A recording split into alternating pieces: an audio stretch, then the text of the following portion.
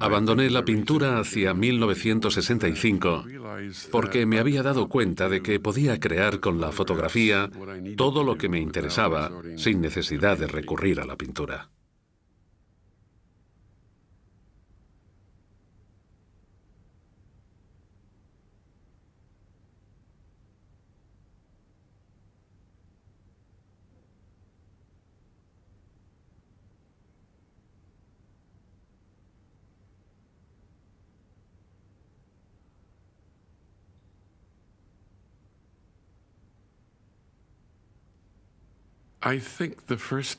Creo que la primera vez que me serví de la fotografía en mi trabajo fue como medio de documentación.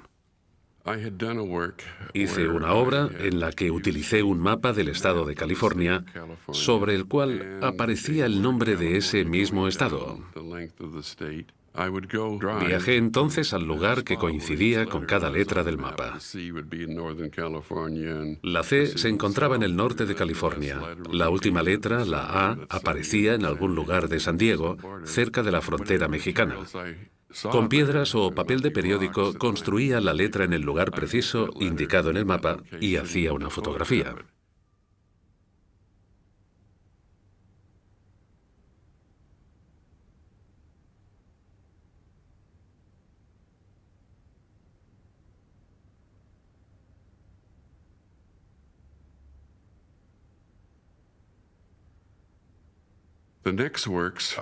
En mis obras posteriores realizaba fotografías aplicando emulsión fotográfica sobre la tela. Así podía utilizar esta materia como si fuera papel fotográfico.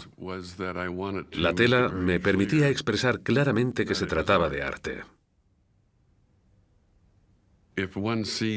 Porque si vemos una tela y un bastidor, automáticamente se está haciendo referencia al arte.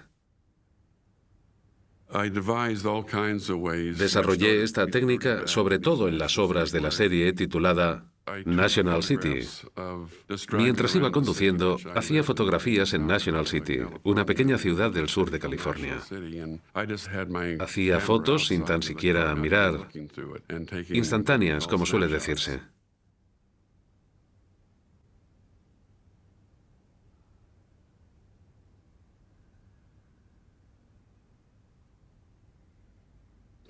Sobre la tela en la que había revelado la fotografía, le pedí entonces a un pintor especializado en letreros que reprodujera el nombre de ese lugar.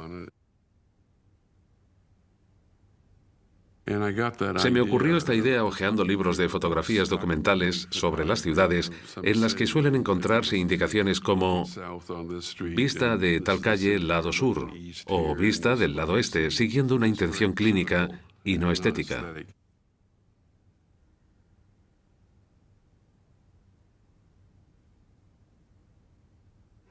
Así pues, quería que mis trabajos no tuvieran ninguna característica que hiciera referencia a la belleza o a las convenciones del arte. Para mí esto es puro documental. Quería ser un realista, a la manera de Courbet, que decía, no intento embellecer los decorados de mi propia vida.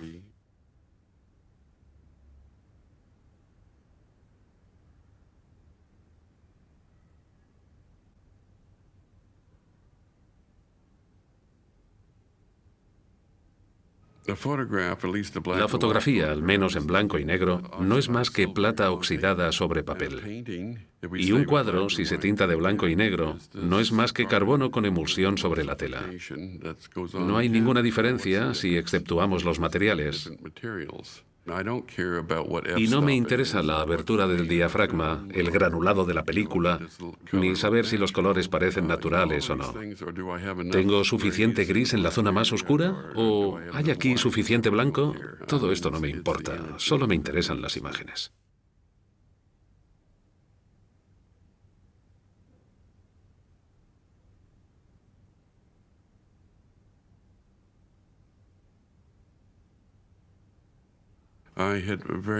Siempre me ha interesado el uso de lo que podría llamarse la fotografía recuperada. Y me considero un artista que utiliza el soporte fotográfico. Algo que, aunque ahora es muy corriente, en aquella época era muy innovador. Mi idea principal consistía en afirmar que si una imagen ya existe, no hay entonces razón alguna para realizar una nueva.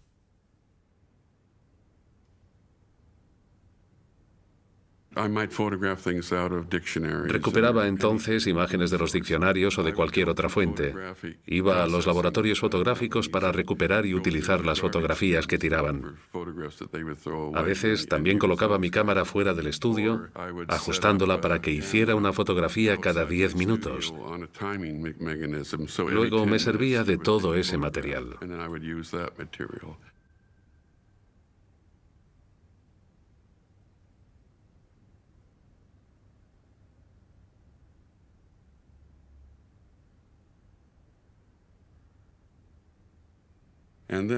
Más tarde, hice lo mismo cogiendo imágenes de la pantalla del televisor.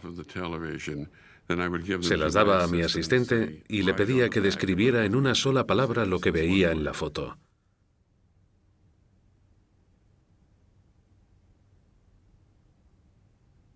Luego las clasificaba a la manera de un diccionario y las utilizaba como si se tratara de un lenguaje constituido no de palabras, sino de imágenes.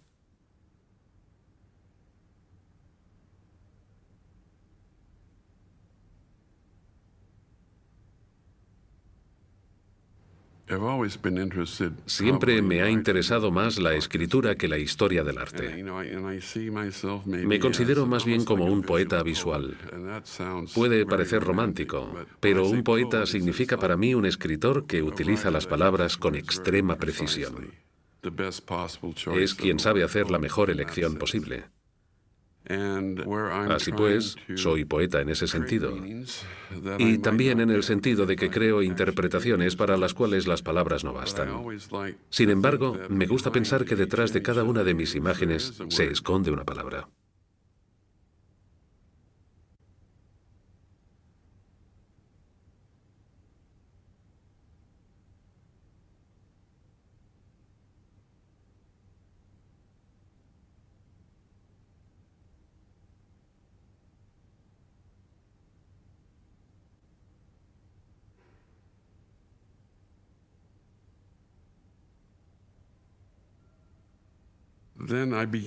Más adelante utilicé fotografías de cine y empecé a coleccionarlas.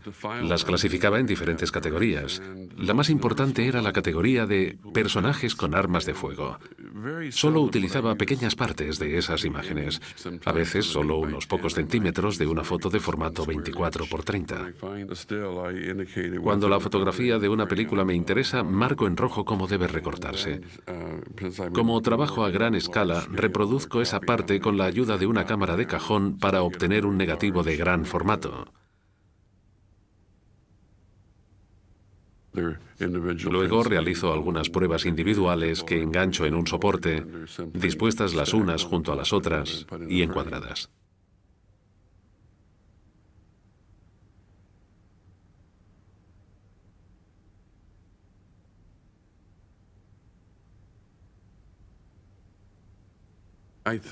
De hecho, utilizo imágenes del cine y de la televisión porque evocan para la mayoría de la gente un mundo más real que el mundo en el que viven. Más real porque es más familiar.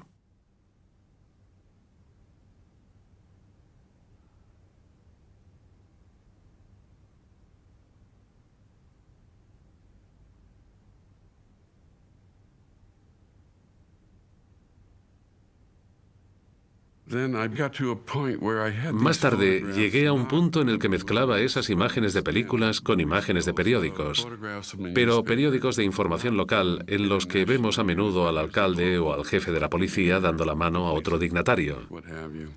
Siempre he detestado ese tipo de fotografías porque me imagino al fotógrafo diciendo, ahora dense la mano y sonrían.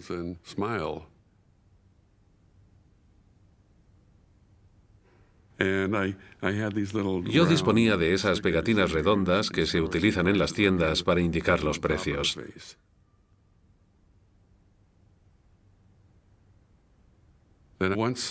Entonces, empecé a ponerlas en los rostros. El hecho de ocultarlos me ofrecía la posibilidad de manipularlos como a los actores de una película o de una obra de teatro. Así pues, en esta obra particular llamada Agreement hay una especie de simetría que funciona. Uno de los personajes mira de frente mientras que los otros dos están dispuestos a cada lado de la imagen, casi como si atrajeran la composición hacia el exterior.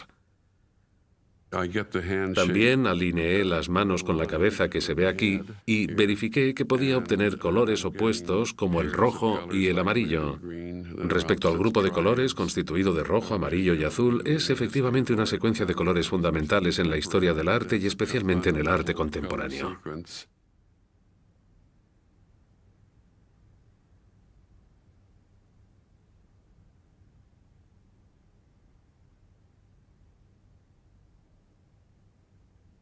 Cuando me pasé de la pintura a la fotografía, descubrí que los fotógrafos trabajan según unas mismas normas de formatos.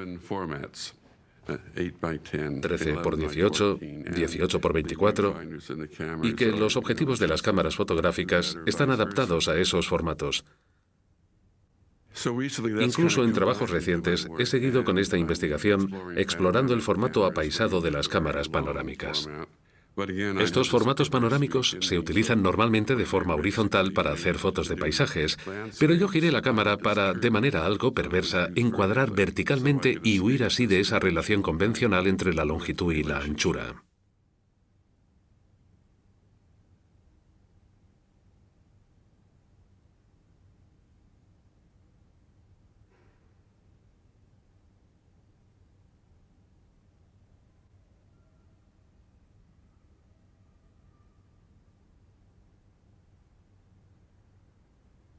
Desde que abandoné la pintura, siempre he estado intentando provocar choques entre dos, tres o varias imágenes, tal y como lo hace un escritor con las palabras para que se produzca así algo mágico.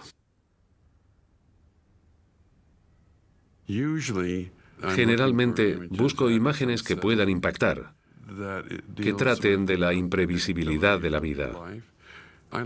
Me gusta la vulnerabilidad y el aspecto fortuito de la vida. Me gusta, pues, mostrar la idea de la estabilidad y de la inestabilidad en un mismo contexto. Suceden cosas que no percibimos, pero el mundo no es un lugar tranquilo. Me gusta pensar que el mundo podría venirse abajo en cualquier momento. Lo que pasa simplemente es que, hasta ahora, no ha sucedido.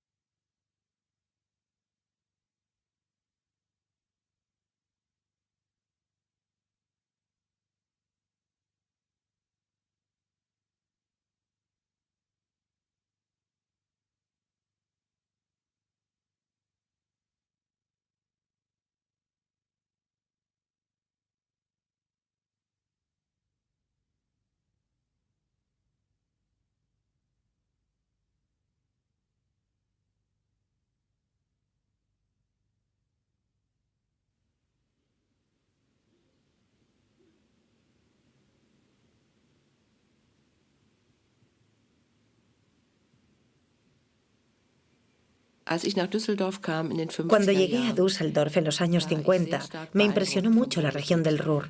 En esa época, Ruhr era todavía una región muy activa, con muchos altos hornos de metalurgia, de acero y minas.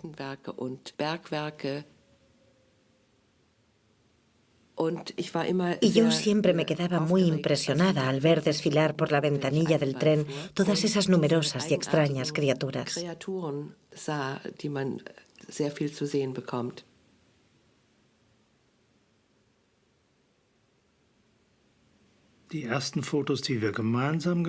Hicimos nuestra primera foto juntos hacia 1958. En esa época teníamos un aparato 6x9 excepcional, una Linhof. Habíamos empezado en los alrededores de Siegen, es decir, mi ciudad natal.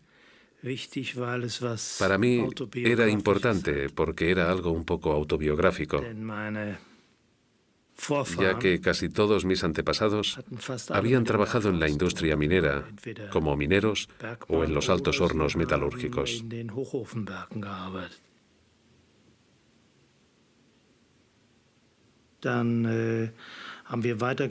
Luego continuamos fotografiando en la región del Ruhr y después en las regiones industriales del centro de Francia.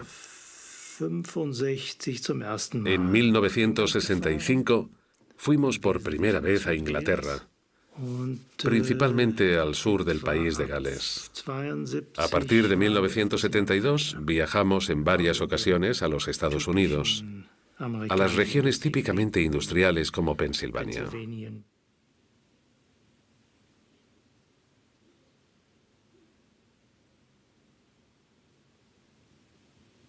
De manera general, puede afirmarse que nuestro tema principal es la industria pesada. La industria pesada engloba las minas de carbón, la siderurgia y la industria calcárea.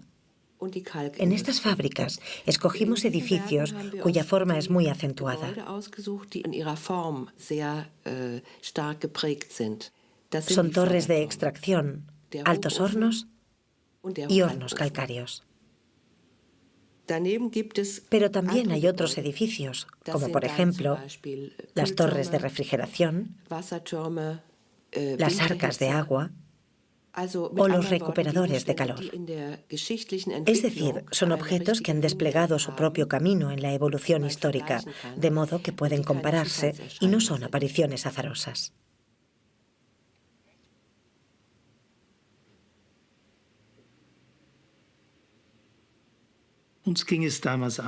Para nosotros, se trataba en esa época de llevarnos esos objetos, los llamaré cosas, puesto que no podíamos llevárnoslos en su talla original.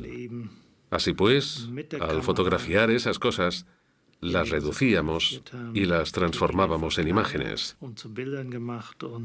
Estábamos convencidos de que, de un modo muy particular, esas cosas eran testimonios de su época por su arquitectura y también de que esa arquitectura estaba estrechamente ligada a la economía, o más bien al pensamiento propio de la economía industrial.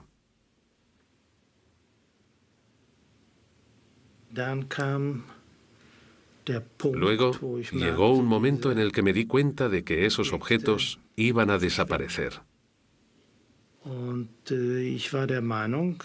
Pensaba que era una arquitectura que tenía la misma importancia que las canteras de la Edad Media, las cuales nos han transmitido la manera de pensar de otro tiempo.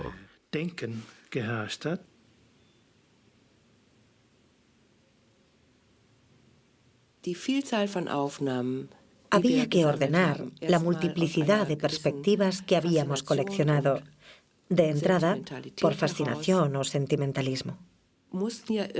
Hicimos esa clasificación a posteriori, teniendo ya cierto conocimiento de esos objetos.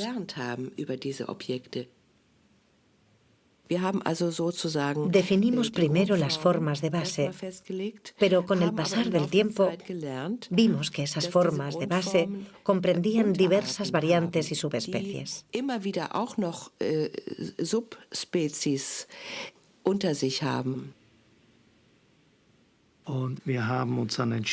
Decidimos entonces disponer las fotos unas al lado de otras y crear así lo que llamamos tipologías. La variedad de formas nos ayudó a poner de relieve claramente esas pequeñas diferencias, clasificando las fotografías por grupos, es decir, grupos de 9, 12 o 15, lo cual creó una especie de armonía.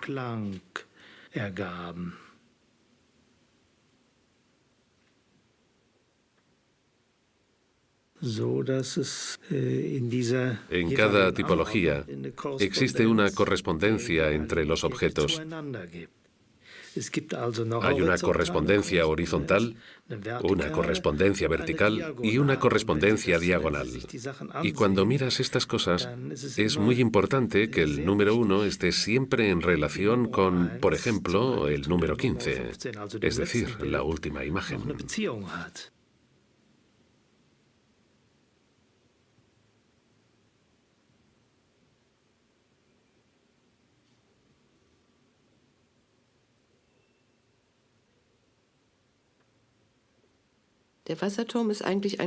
El arca de agua es, en el fondo, una estructura bastante sencilla. Es un recipiente colocado a cierta altura. Ahora bien, lo sorprendente es que haya tantos tipos de arcas de agua. Encontramos toneles de madera sencillos, tal y como los vemos en los tejados de los inmuebles en Nueva York, hasta los más sofisticados. A pesar de todo, todos tienen la misma función. Producen una presión de agua y su uso se reserva a casos de penuria.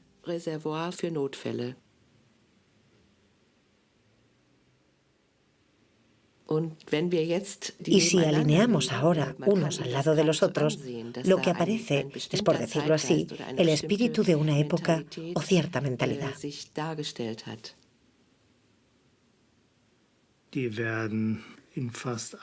Los fotografiábamos casi siempre con un teleobjetivo para evitar deformaciones. A veces cogíamos un focal muy largo, de hasta 600 milímetros.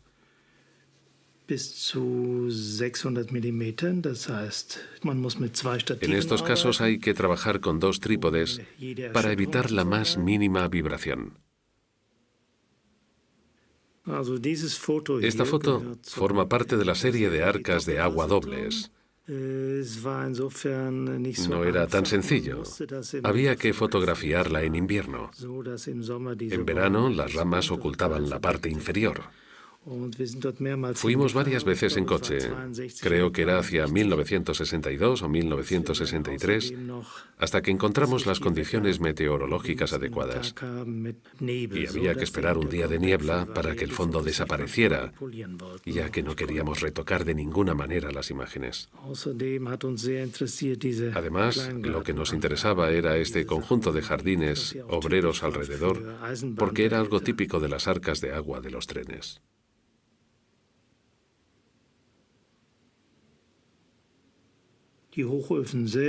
Fotografiábamos los altos hornos casi exclusivamente con un gran angular, la mayoría desde otro horno cercano,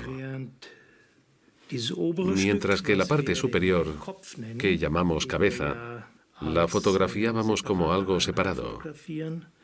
Para esto, trabajábamos también con un teleobjetivo.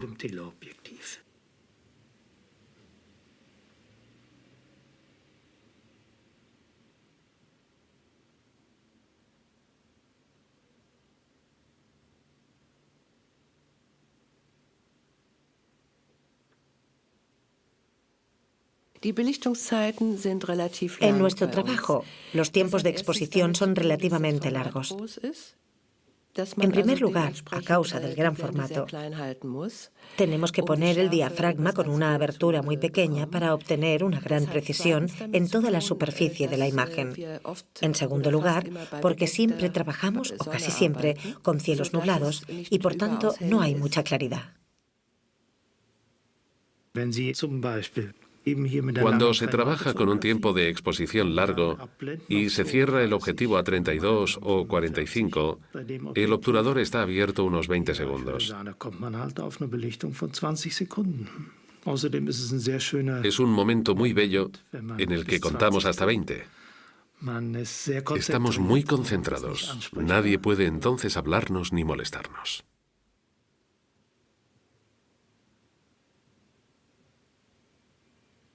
El espectador quizá tiene la impresión de que no hay encuadre, pero es justo lo contrario. Para ciertos objetos es una cuestión sencilla. Se encuadra justo en el medio prestando mucha atención a mantener una parte de los alrededores, a la derecha, a la izquierda, arriba y abajo. Hay algo que resulta especialmente importante, el horizonte. ¿Cómo integrar el horizonte? No tendría que cortar una cuarta parte del objeto para no interferir en su efecto. Sin embargo, con objetos más complejos, el encuadre resulta muy importante, sobre todo en el caso de ciertas tomas, con una perspectiva en la que hay que estar muy atentos al movimiento de las líneas,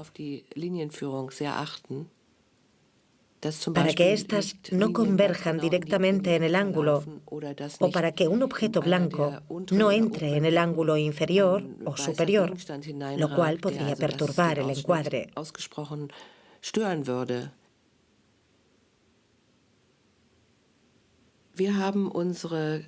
La dimensión de nuestras imágenes es relativamente estándar. Al principio, el formato 30 por 40 no parecía adecuado.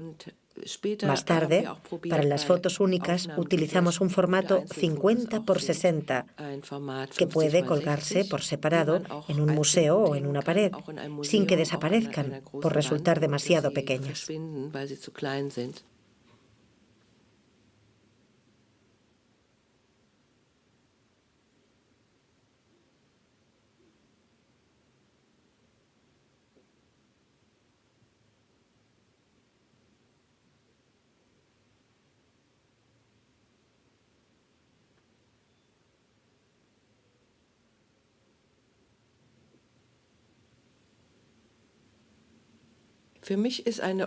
Para mí, la finalidad de la fotografía es mirar de manera objetiva.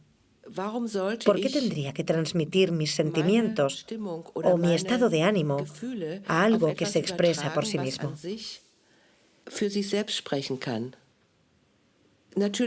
Evidentemente, objetividad es lo contrario de subjetividad. Es difícil separar una noción de otra, saber dónde termina una y dónde empieza la otra. Y objetividad no significa de ningún modo haber encontrado la verdad. Objetividad significa simplemente que se da al objeto que se representa el derecho de intervenir.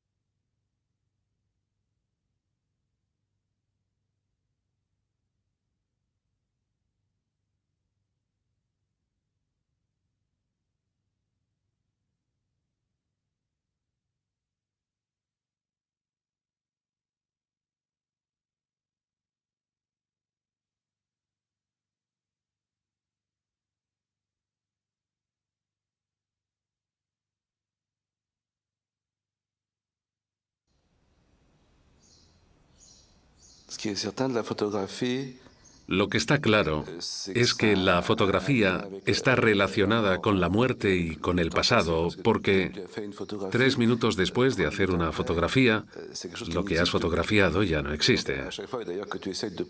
Así pues, cada vez que quieres preservar algo, lo matas. Es lo mismo que poner un objeto en la vitrina de un museo. Obtienes así la imagen del objeto, pero no el objeto. De modo que la fotografía salva efectivamente y al mismo tiempo mata, salva y en cualquier caso evoca la idea de algo que ya no existe. Hace unos años hice esta obra titulada Menschlich, es decir, humano, pero el caso es que se llama así porque la hice en Alemania. Es una obra muy grande porque contiene aproximadamente 200 fotografías de rostros.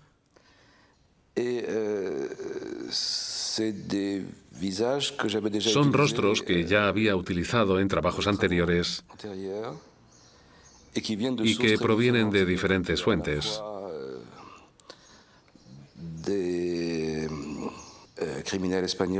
Es decir, que tienes fotografías de criminales españoles que había encontrado en el periódico El Caso, así como muchos criminales y víctimas que provienen del periódico Detective de los años 60, miembros del Club Mickey, álbumes de fotografías franceses o alemanes, varios álbumes fotográficos de nazis que encontré en Berlín.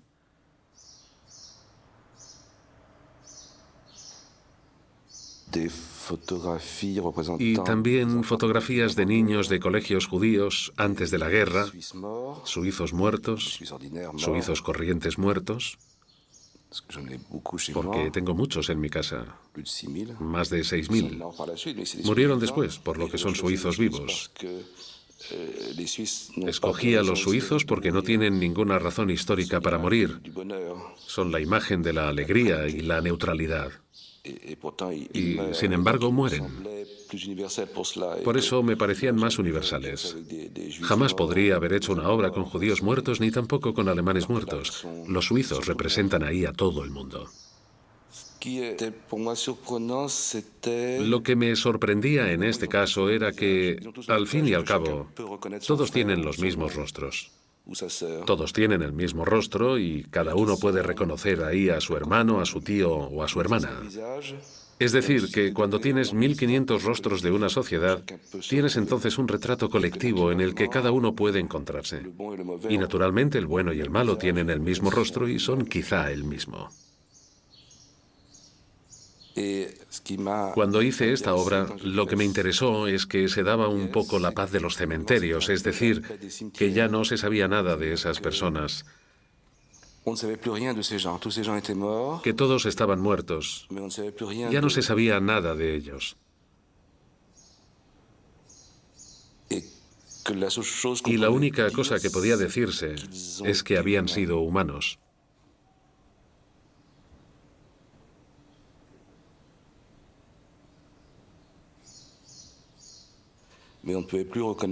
Pero ya nadie podía decir quién había sido feliz y quién desdichado. Es decir, afloraba la cuestión de la vanidad, pues todos eran iguales. Creo que la fotografía de una persona tiene algo horrible. El hecho de que ha habido alguien ahí, pero la foto no te da ninguna información sobre ella.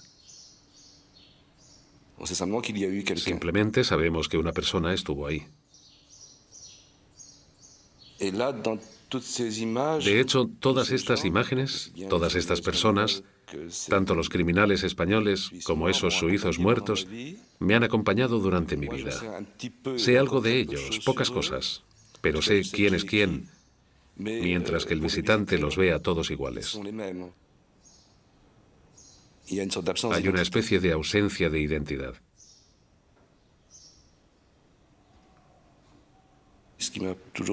Lo que siempre me ha interesado es el contraste. El hecho de que cada persona es única y cae en el olvido muy rápidamente. Y ello porque alguien es realmente alguien, y lo que he intentado durante mucho tiempo es preservar lo que he llamado la pequeña memoria. Es decir, que alguien es alguien porque sabe, por ejemplo, dónde comprar una buena Quiche Lorraine en París, porque conoce un par de buenas historias, porque tuvo tal emoción amorosa y puede explicarla. Y luego todo esto, que es lo que constituye a alguien, desaparece rápida y totalmente.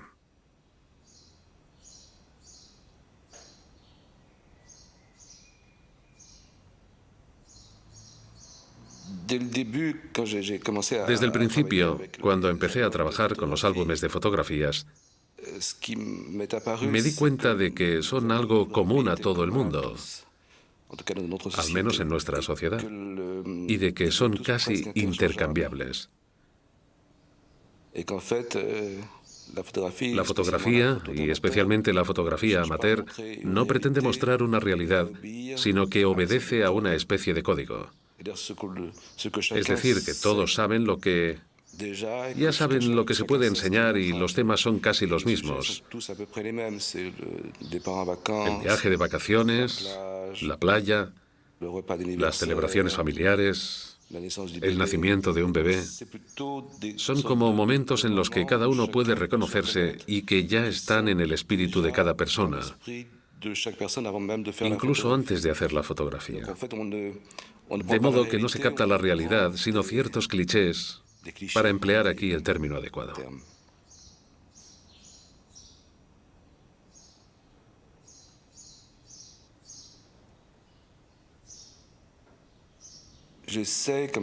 A menudo intento que las imágenes salgan un poco borrosas para que cada uno pueda reconocer a alguien aún más fácilmente. Es decir, borrar un poco los rasgos para que cada uno pueda precisamente reconocerse o reconocer a alguien que conoce.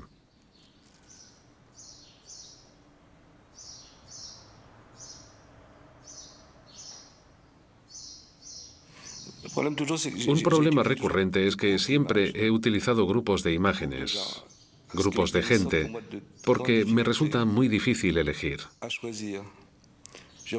Es decir, ¿por qué elegir un rostro en vez de otro? Me cuesta mucho aislar una sola imagen. ¿Por qué esta imagen? ¿Por qué elegir esta? Si tienes 500 rostros, la cuestión de la elección es menos acuciante, se vuelve una categoría.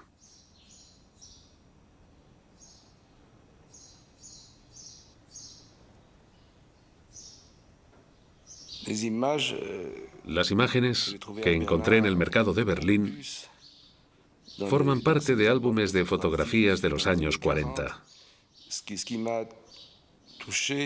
Lo que más me impactó, lo que más me interesó, es que aparecen los mismos tipos de fotos que en cualquier otro álbum. Un padre con su hijo, la celebración de Navidad y ese tipo de cosas.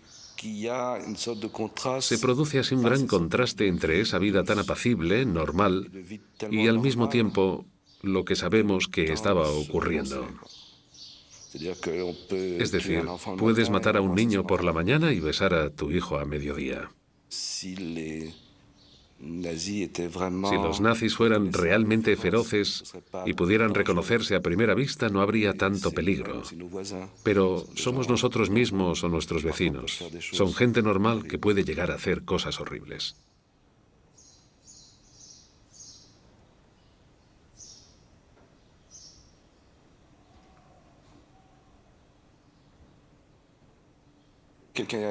Alguien ha dicho, morimos dos veces. Morimos cuando morimos y morimos una segunda vez cuando alguien encuentra tu foto y ya no sabe quién eras.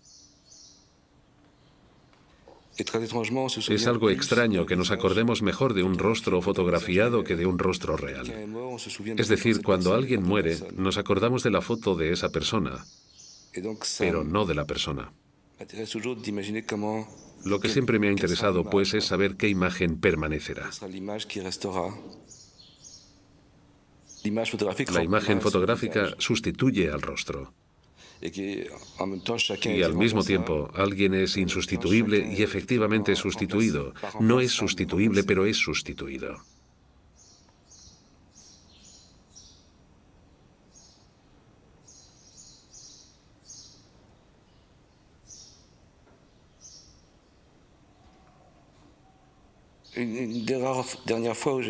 Una de las últimas pocas veces en que he hecho fotografías fue trabajando como fotógrafo escolar. Durante 5 años, en un pequeño pueblo del centro de Francia, en Boiron. Cerca de este pueblo hay un castillo antiguo que alberga una exposición de arte contemporáneo. Cada año hacía fotografías de los niños y se vendían a los padres por una módica cantidad. Es decir, el precio normal de este tipo de fotos escolares. Se hacía otra tirada de las fotos que se exponía en el castillo. Como soy un mal fotógrafo, me costaba mucho hacer estas fotografías. En una o dos ocasiones tuve que volver a convocar de nuevo a los niños porque yo había puesto la mano ante el objetivo o porque había olvidado de ajustar el flash. Lo que más me interesaba era que la foto que compraban los padres tenía un valor de uso. Podían enviarla a los abuelos diciendo, mirad cómo ha crecido el niño. Mientras que esas mismas fotos tenían en el castillo un valor ejemplar, porque eran obras de arte, por decirlo así. De modo que cuando se pierde el valor de uso, la obra se vuelve ejemplar.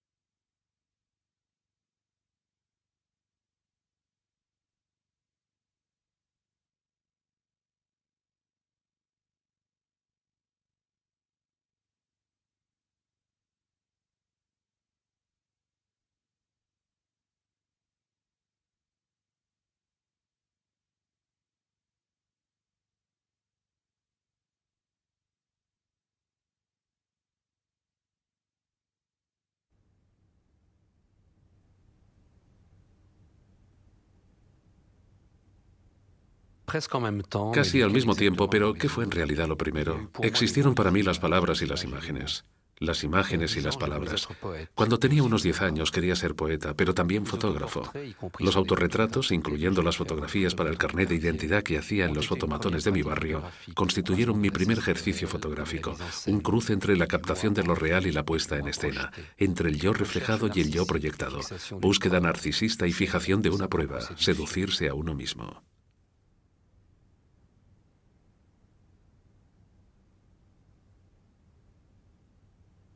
En fotografía vi rápidamente que existían dos caminos, la colección de lo visible y la fabricación de lo visible. Desde ese momento privilegié el segundo camino, hacer aparecer, hacer visible lo que no es visible a simple vista, convocar de entre lo real a personajes y objetos para someterlos a mi deseo y a las configuraciones de mi imaginario. Cuando tenía 15 o 16 años y bajo el pretexto de mi trabajo fotográfico, conseguí que mi hermana se desvistiera y posara para mis primeras fotos de desnudos. Más tarde, después de conseguir mi primera reflex 24x36, tomé durante un tiempo el camino de la colección fotográfica de lo visible, como en estas presas de alcantarillas parisinas, hechas de retazos de tela y de viejos vestidos que evocan desechos macabros, carne desgarrada, jirones de piel. Me parecían muy impactantes como cuerpos, bellos como pinturas. Extrañamente, algunos de estos materiales encontrados me sirvieron para la puesta en escena de imágenes en las que el cuerpo femenino ocupa un lugar central que ya no abandonará en lo sucesivo. Lo que hice fue proyectar en un cuerpo desnudo diapositivas de muros agrietados, empalizadas, cortezas, carteles arrancados. El resultado era muy diferente de una sobreimpresión y comprimía el uno contra el otro, la imagen proyectada y el cuerpo pantalla, una aportando la textura y los colores de la superficie, el otro el relieve, el volumen, los contornos. Para estar más que desnudo, el cuerpo se viste con una imagen.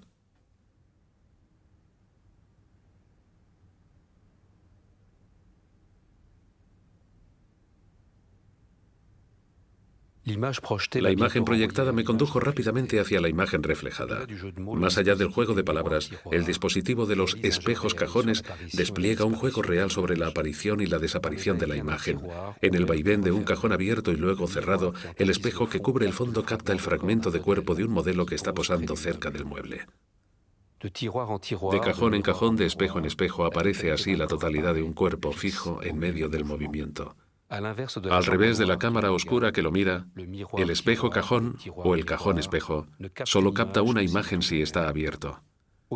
En cuanto se cierra, no contiene nada.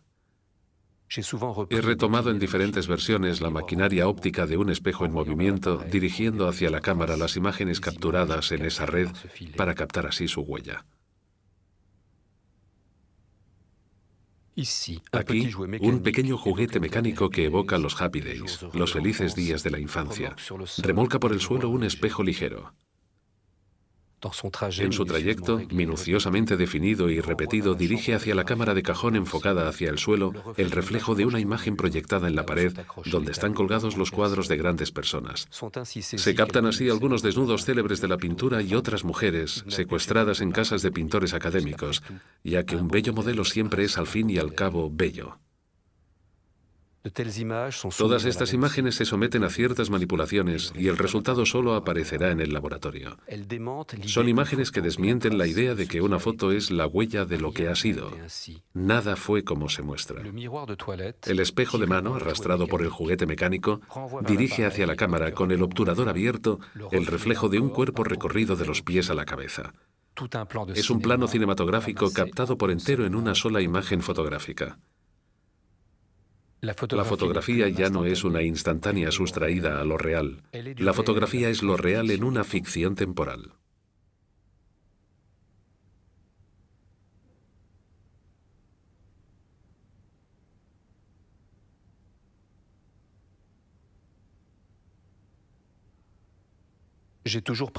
Siempre he preferido inventar y combinar estrategias de aparición de imágenes, controlando su surgimiento antes bien que manipularlas después. Estas tomas se parecen al rodaje de un plano de cine. Hay cambios de punto de vista, acompañamiento de la luz, principio y final de una acción. Sin embargo, el tiempo, acompañado suavemente por el desfilar de la película en la cámara, está aquí apilado, comprimido y aplanado en una única imagen. El tiempo se despliega sobre una superficie. La fotografía, de hecho, es más un arte temporal que un arte del instante, ya que, mejor que el cine sometido mecánicamente al tiempo, expone el tiempo y lo desvela oponiéndole resistencia. Expone sus heridas y nos muestra sus cicatrices.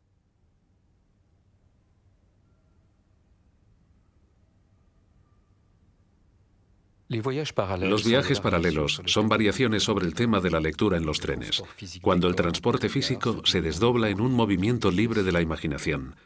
La puesta en escena de los personajes y de los objetos, el juego de proyecciones y de reflejos, producen una inverosimilitud de la captación fotográfica que nos hace creer que estamos ante un montaje o una manipulación de laboratorio. Sin embargo, todo resulta aquí de la toma de imagen. Es la cámara quien lo ha visto todo.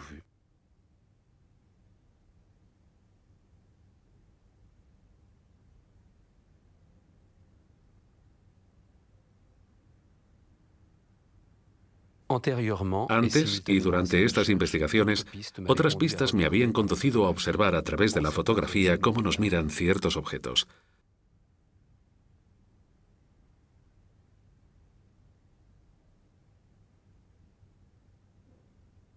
Muchos objetos de uso cotidiano están fabricados con materias en las que se reflejan el decorado de su alrededor y también el rostro o el cuerpo del usuario. Cada objeto mantiene una relación particular, la de una deformación del reflejo relativa a su propia forma con lo que lo rodea.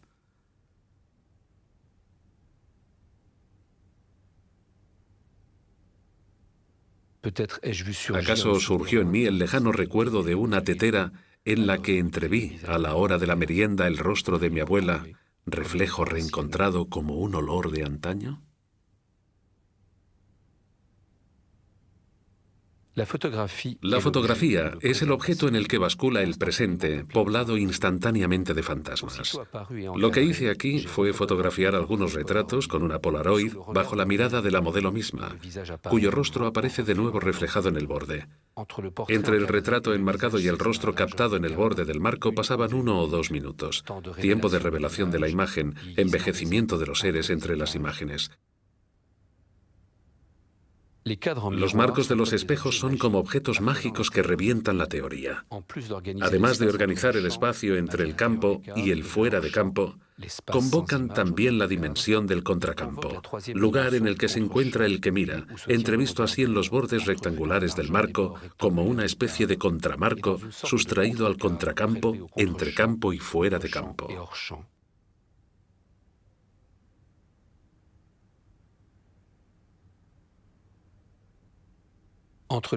Entre los objetos de metal reflectante y los marcos espejo está toda la familia de los cofres con espejos, hechos para contener algunos modestos tesoros y atrapar el mundo de su entorno bajo todos los ángulos. Cajas de secretos y trampas de imágenes al mismo tiempo, tal vez para que los secretos se disimulen, invisibles entre las imágenes mismas.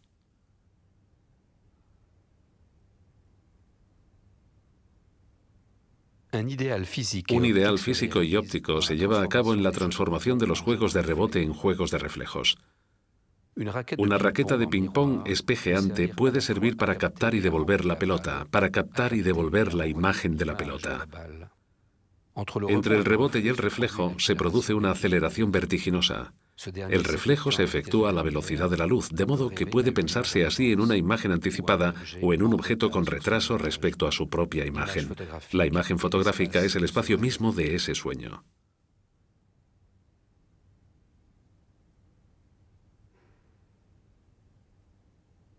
Hay otro material reflectante que me ha interesado mucho, el papel de plata de las tabletas de chocolate que, a diferencia del papel fotográfico, no conserva la memoria de la luz, sino una memoria de las formas.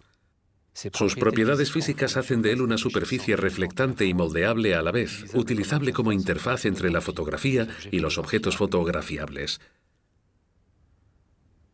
Retomé algunos temas clásicos de la fotografía para interponer entre la imagen y el objeto una materia que lo oculte y revele al mismo tiempo, que recubra y ciña su forma, envolviéndolo de una luminosidad venida de otra fuente. Cuando los objetos así moldeados eran esculturas, obtuve, por ejemplo, esta forma de los leones de Roma. Cuando moldeé de esta manera mi propio rostro, obtuve los autorretratos bajo máscara. Se pierde la semejanza, como en el caso de las momias, cuya piel, envolviendo el verdadero cuerpo, deja de ser el soporte de la fisionomía. Tiene lugar un doble contacto. El papel de plata moldea el rostro o el objeto y la película argéntica retoma la huella de esa huella.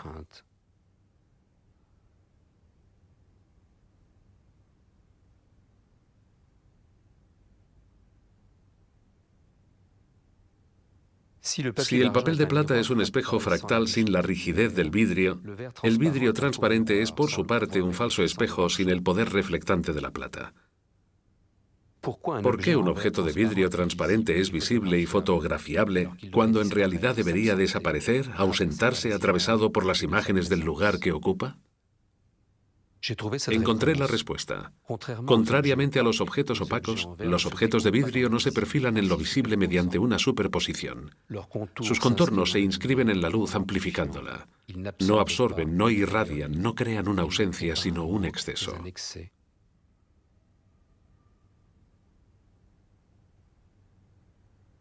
De ciudad en ciudad, desde hace 12 años, retomo una y otra vez esta propiedad tan fascinante de la fotografía, su proyectabilidad.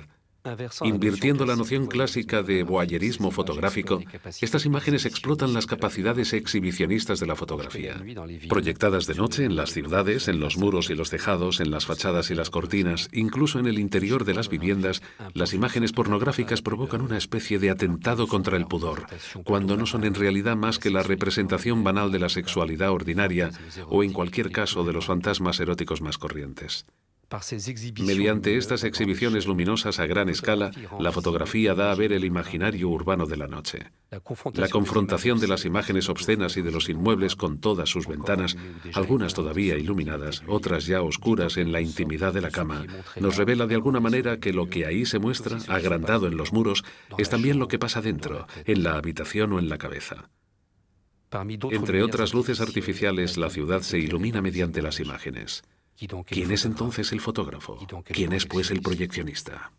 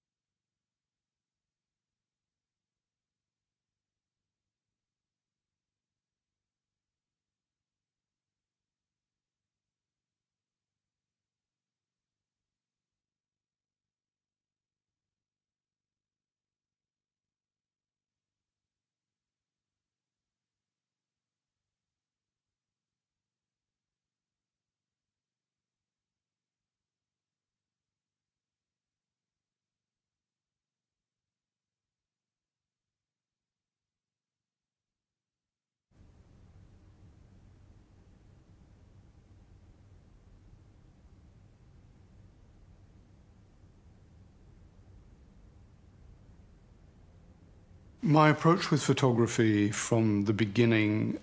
el principio, cuando hice de la fotografía el principal medio de mi trabajo artístico, me interesó la naturaleza misma de la fotografía. Y lo que se llama generalmente los temas es algo que me parece secundario.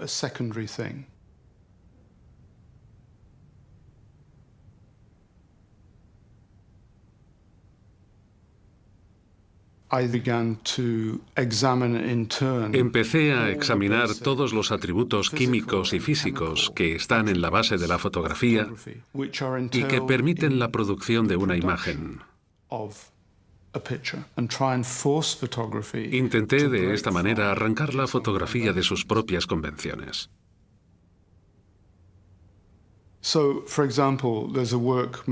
En 1970 hice, por ejemplo, un trabajo llamado 60 segundos de luz.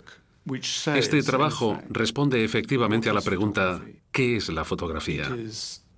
Se trata, al menos en parte, de una combinación de dos elementos, el tiempo y la luz. El tema es el cronómetro que el fotógrafo utiliza en la cámara oscura. Este cronómetro tiene una parte negra y una manecilla segundera cuya punta es de color claro. Mientras avanza, la manecilla refleja la luz blanca porque está pintada de blanco. Y dado que el fondo es negro, la huella del movimiento blanco se imprime en el negativo. Esto es lo que sucedió durante las 12 imágenes que tomé. El segmento blanco se fue ampliando progresivamente.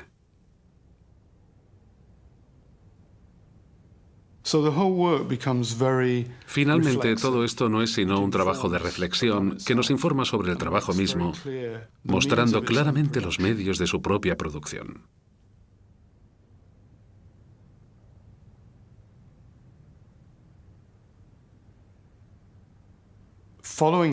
Después de esto, empecé a hacer algunos trípticos en torno a la cuestión del enfoque en el momento de la toma.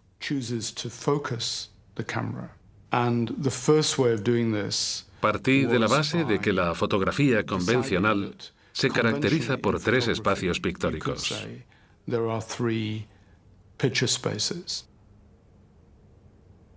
En el interior del campo de visión que propone, establecemos normalmente una separación entre el primer plano, el segundo plano y el fondo.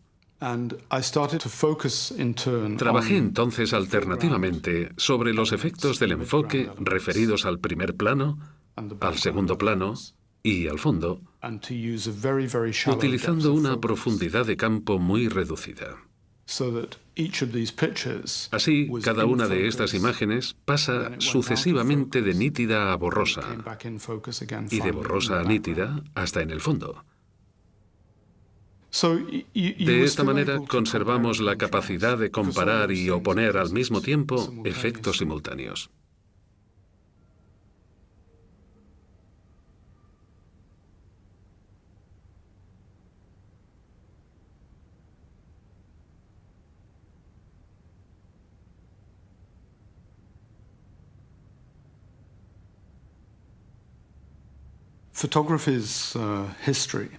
La historia de la fotografía ha consistido, sin duda, en determinar la evidencia de una manera eficaz y creíble.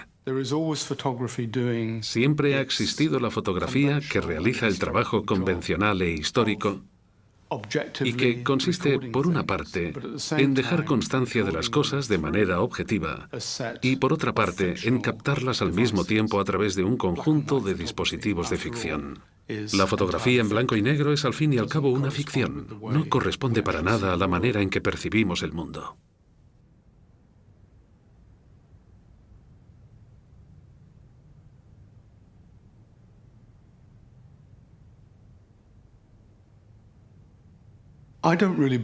No creo que exista una objetividad absoluta. Lo que me interesa, al menos en parte, es revelar un conjunto de alternativas, aunque puede afirmarse que mis fotografías son casi siempre construcciones en el sentido de que constituyen escenarios de ficción.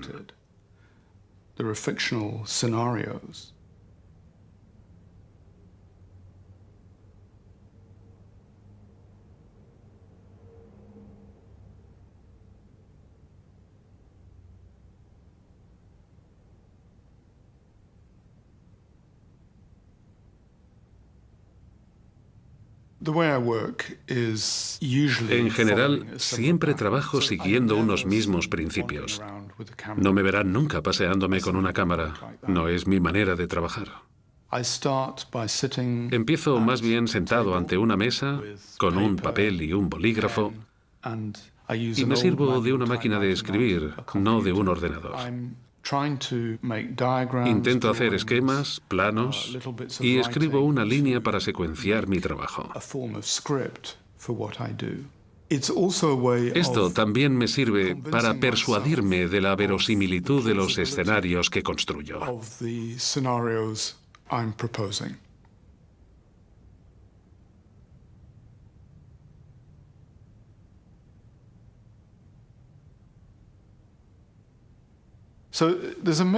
Es algo que produce una mezcla hecha, por una parte, de una especie de ficción completamente creada y, por otra, de una forma de realismo documental muy real. Lo que llamo documental forma parte de lo que da a la imagen final su credibilidad, pero también lo que la vincula a la historia de la práctica fotográfica.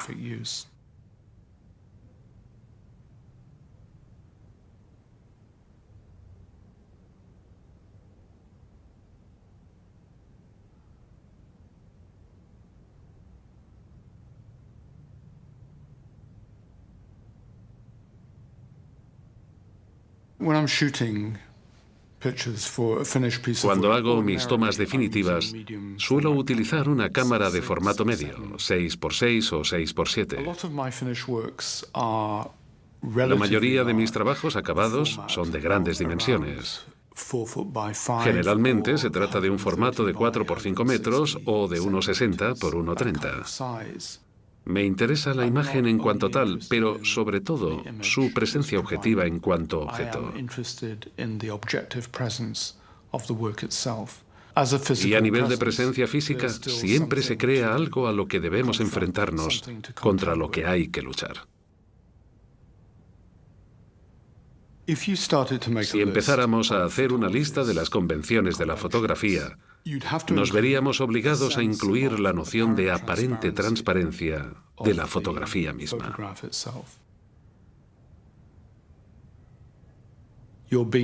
La fotografía crea la ilusión de otro espacio, de otro tiempo. Y uno de los medios de romper con la transparencia y la ilusión, así como también con la figuración, que es una de las modalidades imperantes en la fotografía, consiste en introducir una especie de pantalla como si formara parte integrante de la imagen en su conjunto. Es algo que sirve para impedir voluntariamente que el espectador entre en el espacio que le gustaría atravesar con su mirada y su espíritu.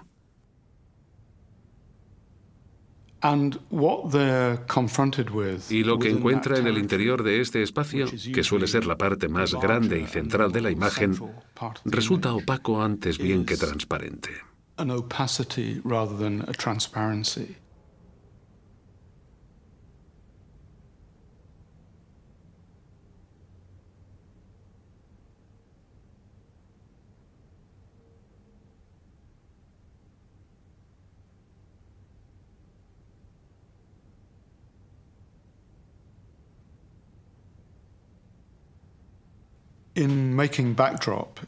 Cuando hice la imagen titulada Backdrop en 2001, estaba verdaderamente interesado, y lo sigo estando hoy, en la utilización del monocromo. El color gris proviene de un rollo de tela de fondo estándar utilizado por los fotógrafos. En este caso es un gris medio. Normalmente el punto de vista más corriente se situaría en la parte delantera, ante la tela de fondo, para fotografiar desde ahí cualquier objeto colocado delante. Pero el punto de vista que adopté se encuentra en cambio detrás. En este caso, ¿cuál es entonces el centro de atención del fotógrafo real y cuál es verdaderamente el objeto de atención de los personajes que esperan en torno? No lo sabemos. Hice pues dos cosas. De entrada, les dije a los fotógrafos que podían fotografiar lo que quisieran. Luego les dije que en lugar de no haber nada o nadie detrás de la tela de fondo, había efectivamente alguien. Y este alguien está contando historias para darse a ver a las personas que le rodean y para provocar reacciones auténticas.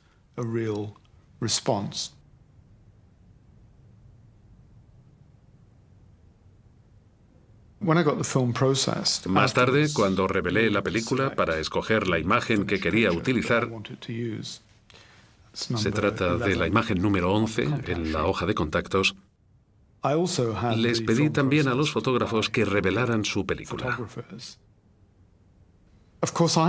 Evidentemente, aparezco en sus fotos porque ellos están en las mías.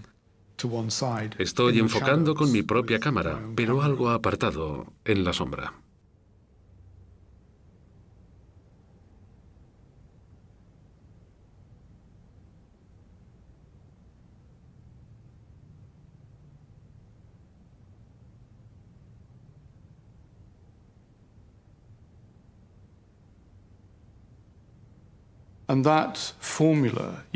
La afirmación que podría aplicarse a cierto número de mis trabajos es la idea de desposicionamiento, de un desplazamiento del centro y de la periferia, de lo opaco y de lo transparente, de lo figurativo y de lo abstracto, y muy a menudo también de lo monocromo y de lo multicolor.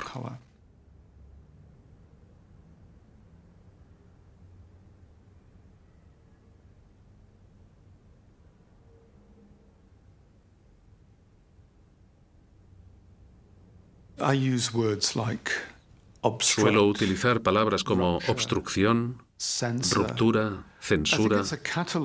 Es un léxico que designa adecuadamente la confrontación. Creo que para mí se trata de confrontar las ideas recibidas del espectador con otro acercamiento a la imagen. Lo que intento es rebatir desde el corazón mismo de la fotografía las normas que se utilizan para transmitir y dejar constancia de las informaciones. Creo que es algo que forma parte de mi carácter. Siempre me siento obligado a preguntar ¿por qué? ¿Por qué tendría que ser así? ¿Y por qué no podría ser de otra manera? Este es mi punto de vista.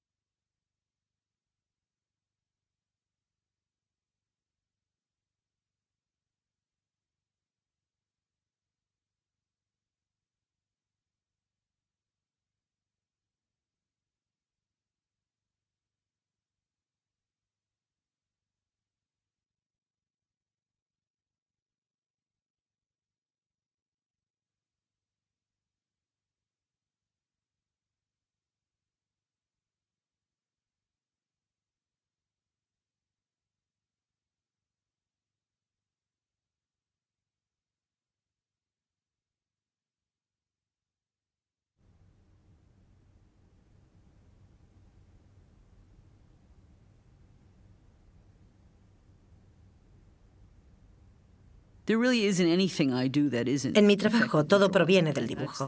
Lo que me interesa es que dibujamos no porque ya sepamos algo o queramos describir lo real, sino porque intentamos descubrir, y el proceso de descubrimiento es la base misma del dibujo.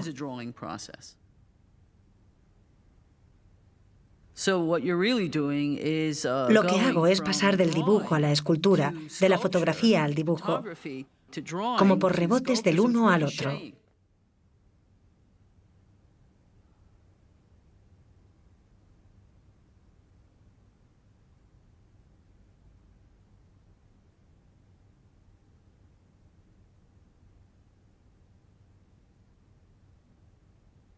Y cuando llego finalmente al trabajo fotográfico, produzco series de imágenes compuestas que forman un conjunto más vasto que cualquier otra imagen por separado.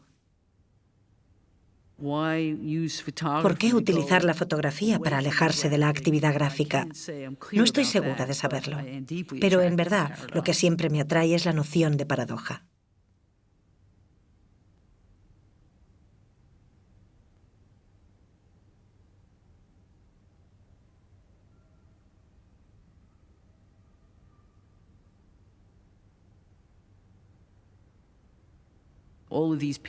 He realizado varias obras sobre el agua. Another Water, Some Thames, Dictionary of Water. Son obras que remiten a la gran paradoja que caracteriza al agua. Es la sustancia más íntima que conocemos, antes incluso de tener conciencia, pero nunca deja de sernos extraña. Es la frustración de este conocimiento lo que hace del agua un elemento vivo. Por eso, evidentemente, intentar captarla en una imagen es una absurdidad que me encanta, porque la manera como fotografío el agua rompe con todo procedimiento descriptivo. Hago del agua una especie de totalidad, un símbolo de abertura, y cuanto más exploro este elemento, más confrontada me siento con un mundo desconocido.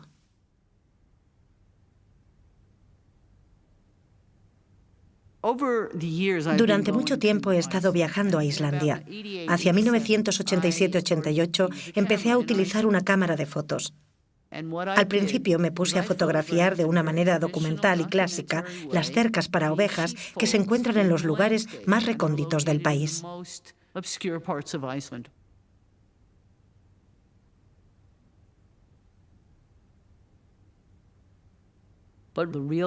Sin embargo, para mí el verdadero tema era mi relación con el paisaje.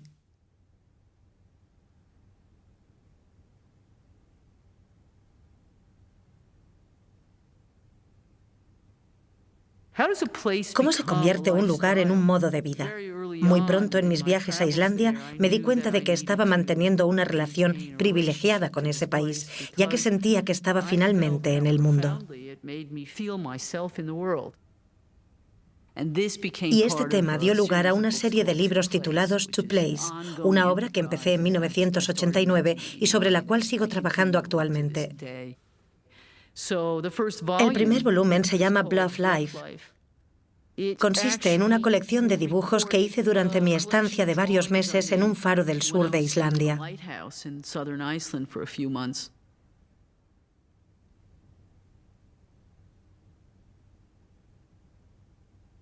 Este faro estaba situado en un lugar muy agradable, en un acantilado que dominaba desde lo alto el océano. Sentía en esos momentos un sentimiento visceral, el sentimiento de estar experimentando un lugar donde el paisaje era palpable.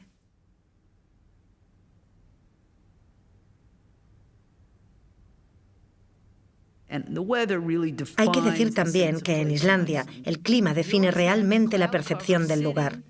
Siempre hay un techo de nubes que cubre el país y que a veces se desgarra. Descubres entonces una cima, pero vuelves al cabo de un año y descubres otra parte del paisaje, porque las nubes se han desplazado.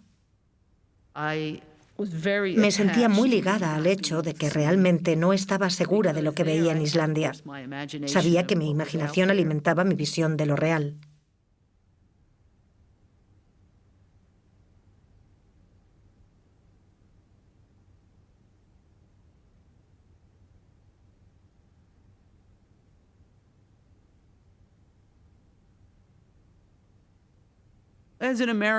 Los americanos estamos educados para pensar que lo que no vemos no existe. Es algo que tiene una gran influencia sobre nuestra mirada. Porque hay muchas cosas en el mundo que no son visibles, pero que existen, como el Círculo Ártico. Hay un lugar geográfico, de distancias medibles, tiene todas las características de lo visible, pero es invisible.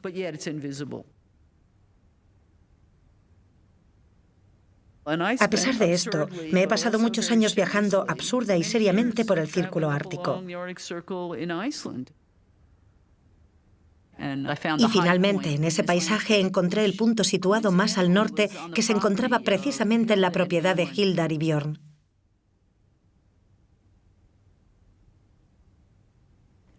Ahí es donde fotografié el océano, en el lugar preciso en el que el mapa indicaba la intersección del Círculo Ártico. La casa estaba totalmente aislada. Había sido construida en 1917. Todavía estaba intacta. Era como si entraras en otro mundo. Desde la planta superior había una vista increíble. Tenías la impresión de que el océano podía arrastrarte en cualquier momento.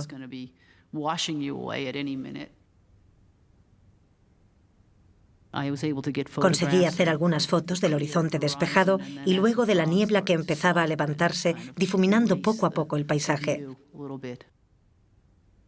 Un paisaje del que emanaba un sentimiento de fin del mundo y también de una gran pureza y de una belleza bruta. Esto fue lo que me proporcionó la base de mi trabajo, que consistía en recolectar acontecimientos circulares y cíclicos.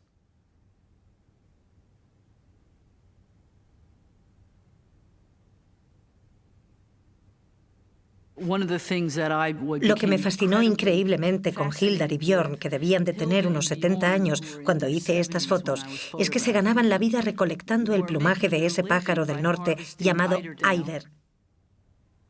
Esta era la habitación que utilizaban para la recolección. Almacenaban ahí el plumaje, luego lo embalaban y lo enviaban a Reykjavik para venderlo. Por supuesto, desde mi punto de vista, Hildar y Björn se convirtieron en el ciclo evidente de la vida y la muerte.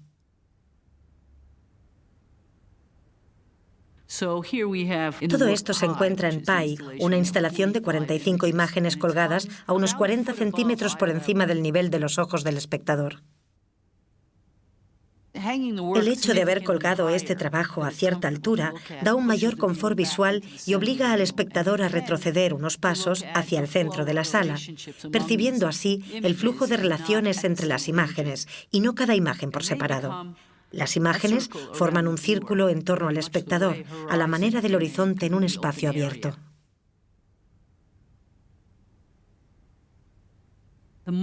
Mis temas principales son el círculo ártico y el horizonte.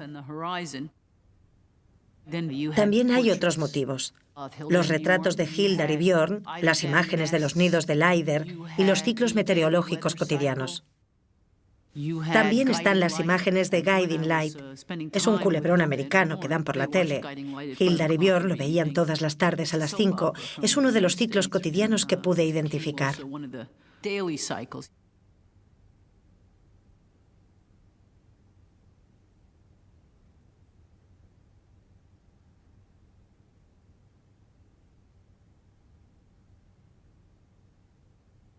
La obra titulada You Are the Weather está compuesta por un centenar de fotografías. Están montadas en un soporte de plástico y enganchadas en la pared. Están colgadas muy juntas, a unos pocos centímetros de distancia las unas de las otras, con un espacio de separación más grande entre cada secuencia. Hay aproximadamente unas 15 secuencias diferentes. Algunas en color, otras en blanco y negro, y cada secuencia consta de 5 a 7 u 8 imágenes.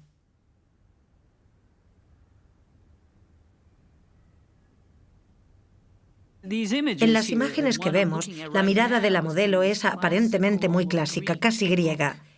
En esta, la fisionomía del rostro es más bien andrógina, y están todas las otras. Seleccioné y reuní las categorías de las expresiones y acabé seleccionando 4.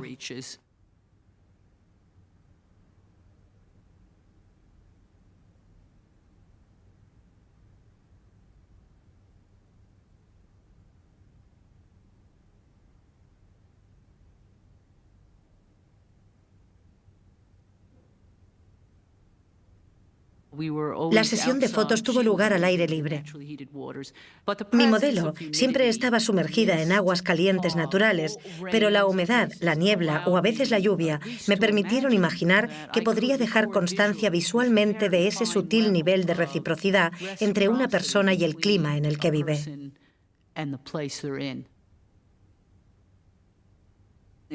Así pues, las sutilidades y los matices aparecen más claramente, familiarizan al espectador con un vocabulario de signos muy sutiles cuando mira este trabajo.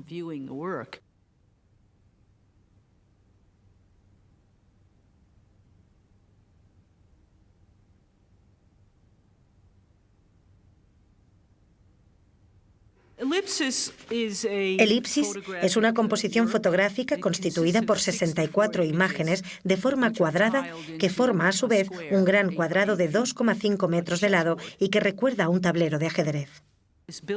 La composición muestra un edificio construido en torno a 1920 y consagrado a una actividad muy popular en Islandia, la natación. El edificio conduce a una piscina muy bella, pero lo realmente fascinante son los vestuarios. Se trata de un laberinto de puertas abiertas y cerradas a la vez, de una estructura cubierta de baldosas que no contiene ningún ángulo. A nivel visual, ese espacio es muy fluido y totalmente transparente.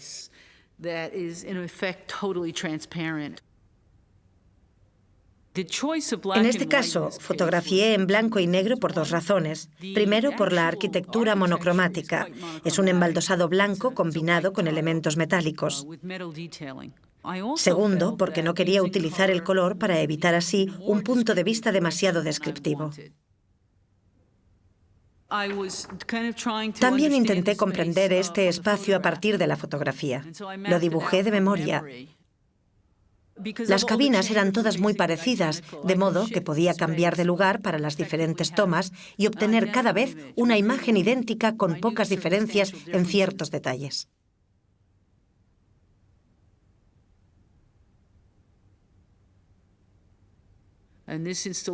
Todas las puertas de las cabinas están provistas de una mirilla y de un número. Y cuando miras por una de esas pequeñas oberturas, ves exactamente el número de la cabina de delante.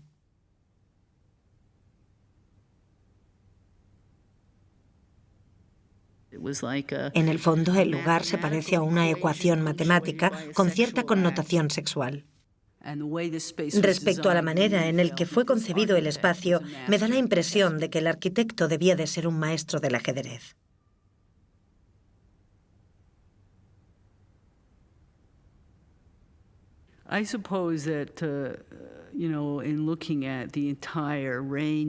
Si contemplo el conjunto de mis trabajos, diría que es la obra de un artista que huye.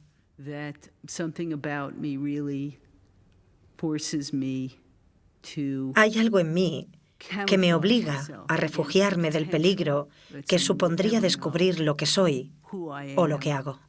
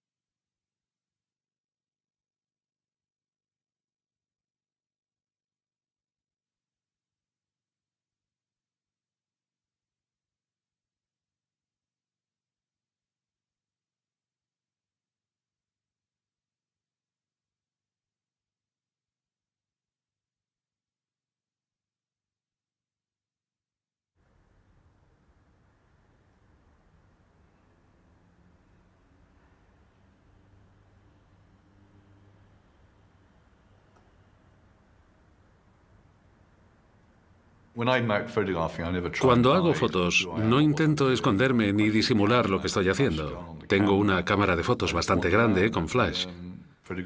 Me paseo y fotografío lo que veo. Al principio dominaba el blanco y negro. Debía de tener unos 13 o 14 años cuando empecé a sentir la pasión por la fotografía. 3 o 4 años después de terminar mis estudios, me fui a vivir a la pequeña ciudad de Hebden Bridge, entre Bradford y Manchester. Me concentré especialmente en las iglesias no conformistas, que estaban desapareciendo poco a poco. Era una manera de observar aspectos muy tradicionales de la vida en Inglaterra durante esa época. Provengo de una familia burguesa y creo que la idea de unirme a una comunidad diferente de la que había conocido en los barrios chics de Surrey era algo nuevo para mí. Me atraía mucho.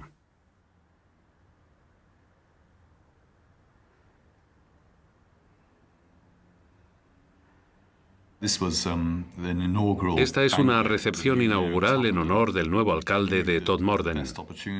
Sabía que la mejor oportunidad a nivel fotográfico iban a ser esos momentos en los que la gente se precipita hacia el buffet. Por eso me preparé para captarlos con mi cámara. En esta foto puede verse que todo se ha organizado de golpe, con todas esas manos moviéndose. Creo que la foto es buena porque aparece ese hombre con un trozo de paté en la mano. Y también toda esa gente apilonada a la izquierda.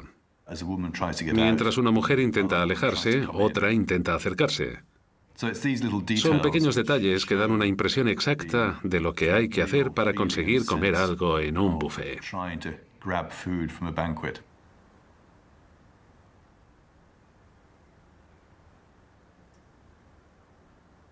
Un poco más tarde, en 1982, empecé a fotografiar en color y a utilizar un formato más grande. Desde entonces no he vuelto a fotografiar en blanco y negro.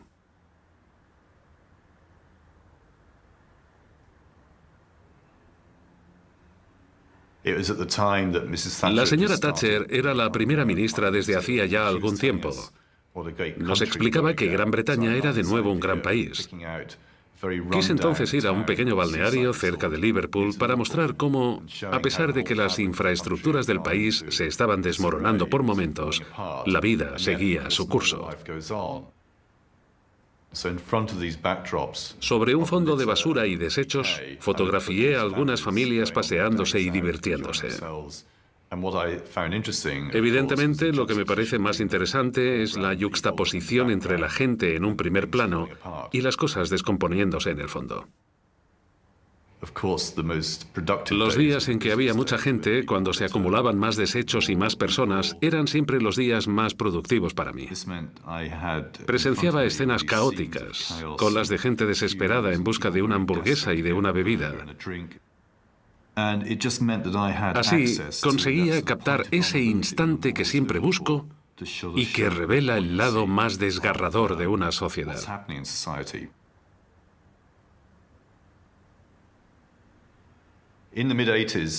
A mediados de los años 80 hice una serie de fotografías sobre los ingleses que viajan a Francia para comprar cerveza más barata y productos sin tasas. Aquí aparece el hipermercado Auchan en Boulogne. Hay una demanda de cerveza tan grande que los supermercados se quedan a veces sin stock. La gente está realmente dispuesta a todo para llenar sus carros antes de pasar por caja. Aquí vemos que mientras me iba paseando, llegó de repente esta mujer y agarró la caja de Stella Artois. Me gusta la expresión de su rostro, una mezcla de despotismo y heroísmo. Se agarró desesperadamente a la cerveza como si fuera a salvarle la vida. La imagen está ligeramente inclinada. Esta inclinación permite poner de relieve el desorden y el disfuncionamiento que caracterizan a un hipermercado en los momentos en que está abarrotado de gente. Creo que actualmente es tan importante observar la riqueza del mundo occidental como los problemas del tercer mundo, la guerra y el hambre, temas que tradicionalmente suelen tratar los fotógrafos. Pero soy un hipócrita en la medida en que, a fin de cuentas, mi trabajo forma parte de lo que denuncio.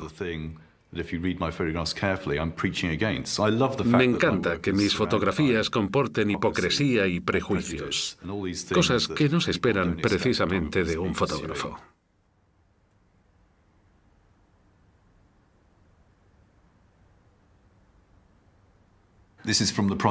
Esto proviene del proyecto titulado From A to B, en el que trabajé la relación que mantiene la gente con sus coches y las discusiones al volante. Esta pareja aceptó que los fotografiara. Le pedí al hombre que mirara directamente al objetivo y a la mujer que mirara hacia adelante con un aspecto triste, porque esta pareja se pasaba el tiempo discutiendo cuando se subían al coche. Es algo que sucede a menudo. Susie y yo nos discutimos en el coche, ya que ella es incapaz de interpretar un mapa. Ya se sabe, hay ciertas cosas que solo los hombres pueden hacer: interpretar un mapa y hacer una barbacoa.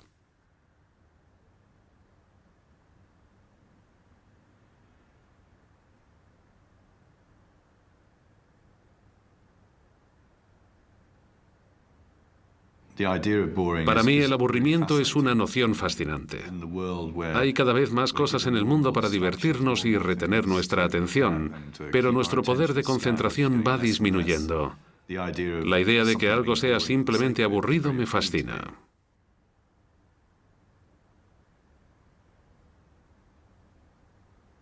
Hice estas fotos para el proyecto Parejas que se aburren.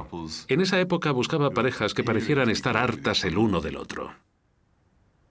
La idea de este proyecto consistía en que las fotos explicaran mentiras, ya que miramos a las parejas fotografiadas pensando que se están aburriendo realmente, aunque en realidad no lo sabemos. Una de mis motivaciones era, pues, rebatir la interpretación que los fotógrafos dan de sus imágenes. Para ello me fotografié a mí mismo aburrido, sabiendo que era falso, ya que en realidad me estaba divirtiendo.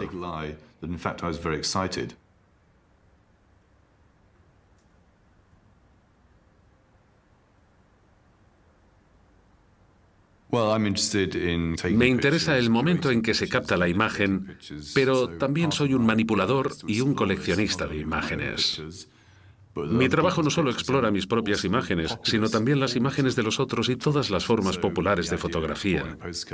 La idea de postales aburridas pertenece a esa categoría, ya que demuestra perfectamente cómo han cambiado las actitudes sociales en los 30 o 40 años que han pasado desde que surgieron.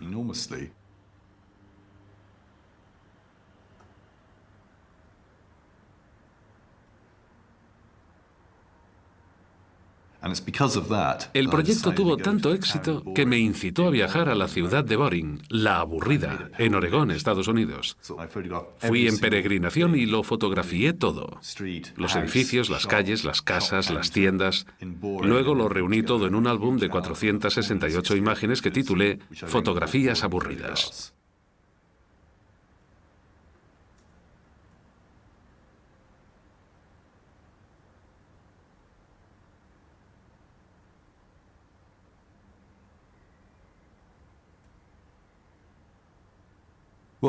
Bueno, el turismo es la industria más grande del mundo.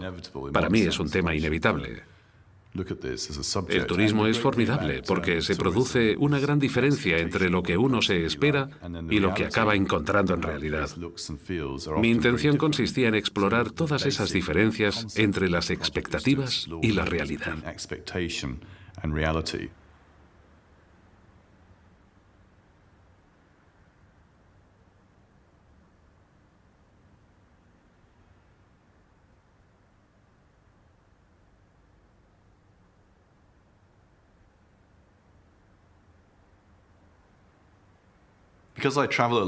Como viajo mucho por mi trabajo, me he dado cuenta con los años de que existen por todas partes pequeños estudios que hacen fotografías increíbles.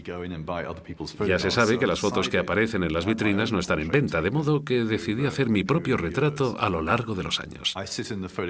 En cada uno de estos retratos estoy sentado. No sonrío, aunque muchos fotógrafos intentan hacerme sonreír. En cada retrato intento mantener la misma posición para resaltar así las diferentes técnicas utilizadas en los diferentes estudios.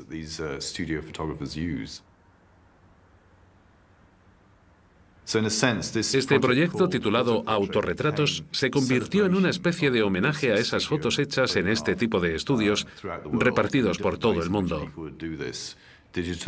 Fotos digitales o pintadas a mano, en blanco y negro, kitsch o chic. En resumen, todas las maneras que existen de hacerse un retrato.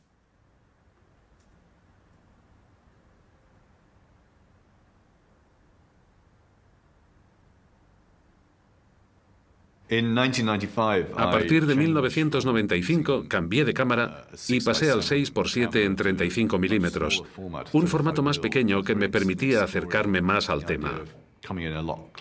Utilicé entonces con mi caja de 35 milímetros un flash anular. Es un flash que se coloca alrededor del objetivo y que reparte la luz por igual, como si se tratara de un estudio portátil.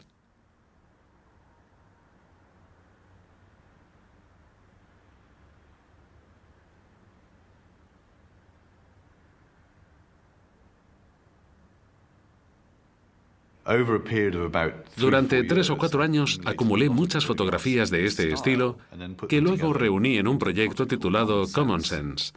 Luego hice una instalación agrupando una gran cantidad de tiradas realizadas en copias láser.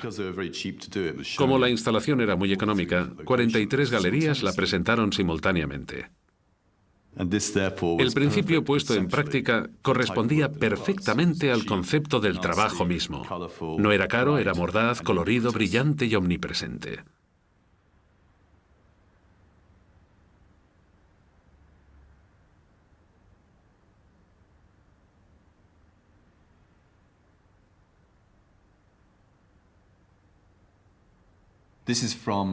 Estas imágenes pertenecen al proyecto titulado Think of England, que hice a finales de los 90.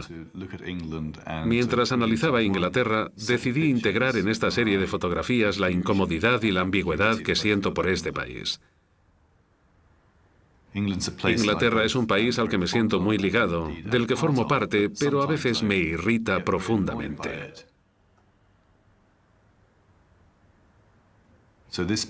Aquí tenemos una imagen de alguien que se está comiendo un bocadillo de bacon. Cuando te comes un bocadillo de bacon, la corteza es muy desagradable. Esta foto muestra a una persona que intenta deshacerse de la corteza con sus dientes.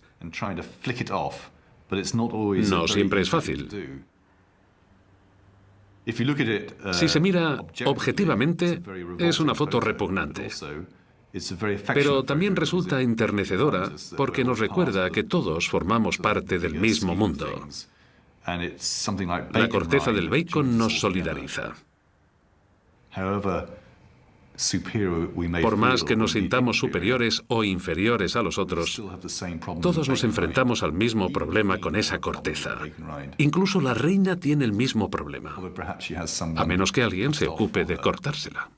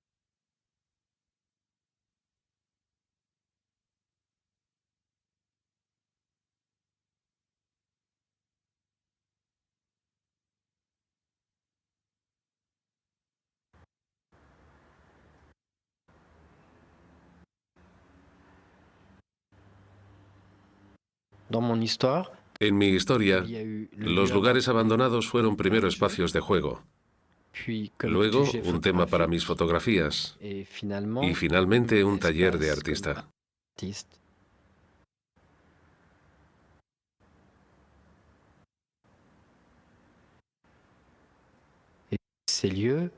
Al principio, estos lugares eran restos de la guerra, fortificaciones en la región de Lorena.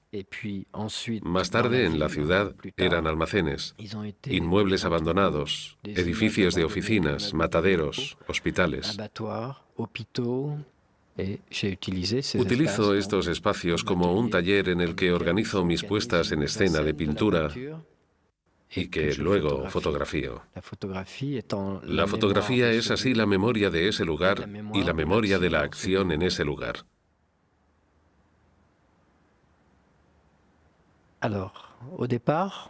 Empecé a trabajar al principio de una manera muy sencilla.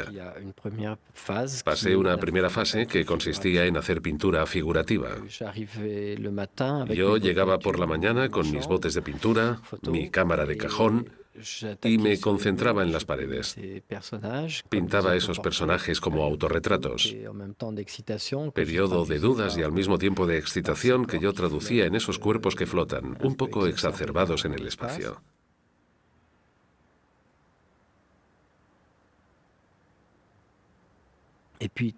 Y luego, un poco más tarde, utilicé algunos lugares en los que construí mediante el dibujo. Construí una especie de esculturas. Son formas que se integran con los pilares o que ocupan el centro del espacio que estoy fotografiando y en el que trabajo. Estas formas son simplemente dibujos, sombreados con tiza.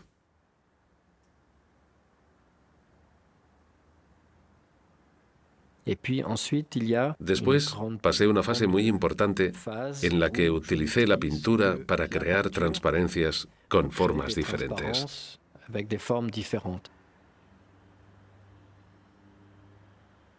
En este trabajo llevo a cabo una exploración del lugar. Entro ahí, tengo un campo fotográfico bastante vasto en el que me propongo intervenir y entonces empiezo a imaginar algo.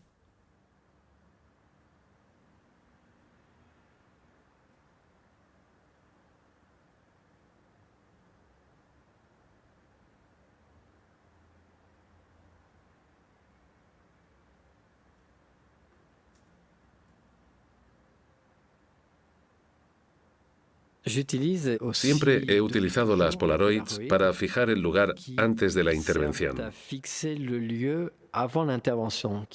Sirven, pues, para fijar el encuadre definitivo. Luego puedo seguir, no cotidianamente, pero sí de manera regular, la evolución del trabajo. Sigo su progresión, la disposición de los elementos.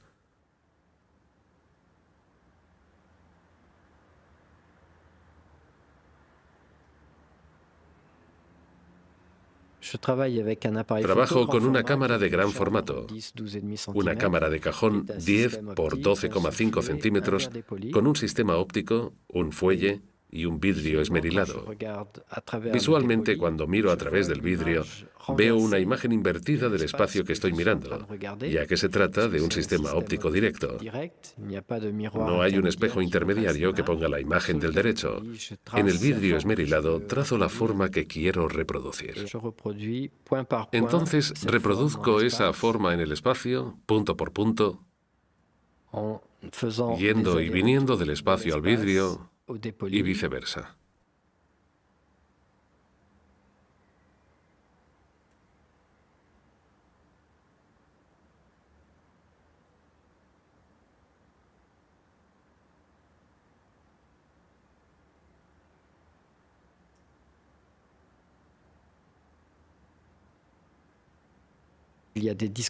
Hay ciertas discontinuidades en el espacio. Muros, tabiques intermediarios, vigas, un conjunto de elementos que tienen relieve. Pero lo que necesito es imaginar el espacio plano, puesto que la imagen final deberá ser plana.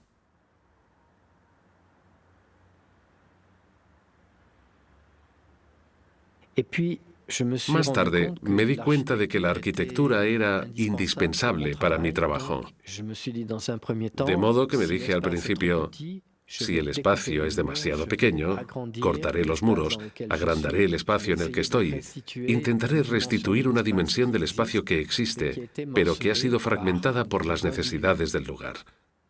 Y también me dije, ¿por qué no construir elementos que no tengan otra finalidad que la de captar la luz y finalmente crear planos discontinuos para ofrecer una especie de materia fotográfica? Así pues, empecé a construir una forma circular porque la forma circular permite finalmente cierta libertad. Y todos los espacios en los que vivimos son ortogonales, vertical, horizontal. La curva no aparece, o muy pocas veces.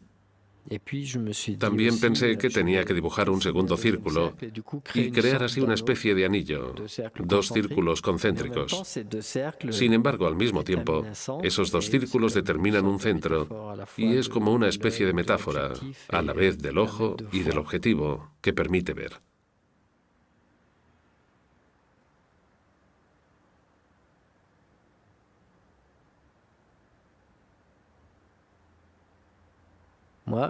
Las formas que muestro son directamente visibles y legibles en la fotografía.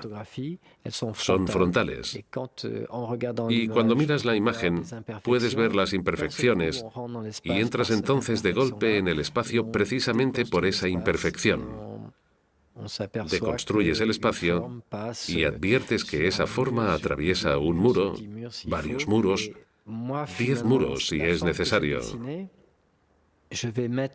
Finalmente, en la forma que he dibujado, pongo un único color que dará y uniformizará todas esas profundidades y todos esos diferentes relieves.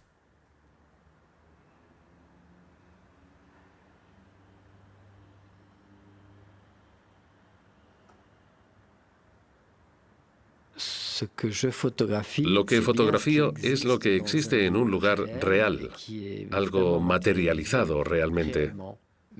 Pero las imágenes que muestro son mudas.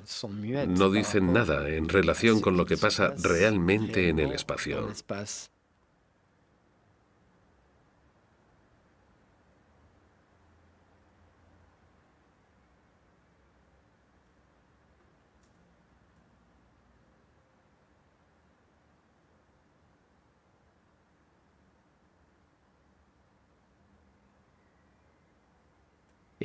Luego, progresivamente, me di cuenta de que mi práctica se había vuelto más compleja, se había enriquecido, y de que a la memoria fotográfica se habían añadido los dibujos, los proyectos y lo que había escrito en mis notas.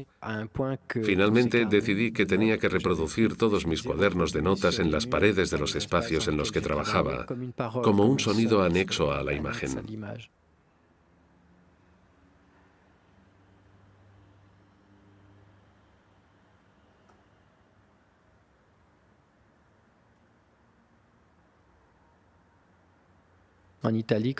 Cuando estaba en Roma, hice toda una serie de obras que se llaman marcos.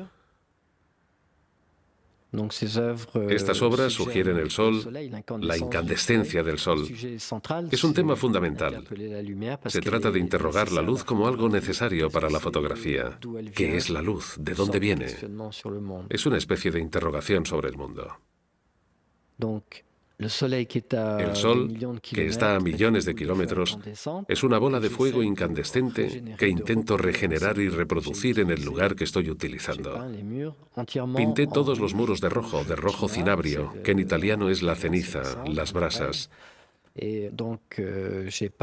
Pinté efectivamente la parte visible en la cámara fotográfica, pero, de hecho, pinté también todo el resto del espacio. El suelo, las paredes, los techos, para tener así una experiencia física.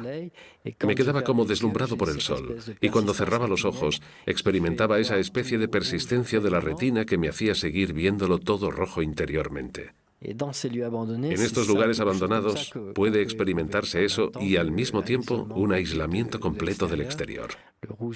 El rojo es tan potente que realmente te encuentras en el corazón mismo de la incandescencia. Al fin y al cabo, lo que intento traducir aquí es una especie de experiencia interior de la luz.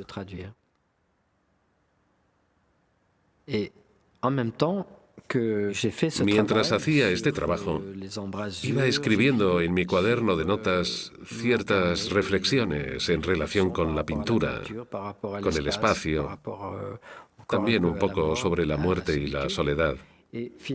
Finalmente me dije, pero ¿por qué no escribir mis reflexiones directamente en el suelo o en los muros? En algunas de mis obras puede verse entonces un texto escrito en perspectiva por todo el suelo, cuyo sentido ya no es comprensible, aunque ciertas palabras despliegan así un segundo sentido paralelo al sentido real.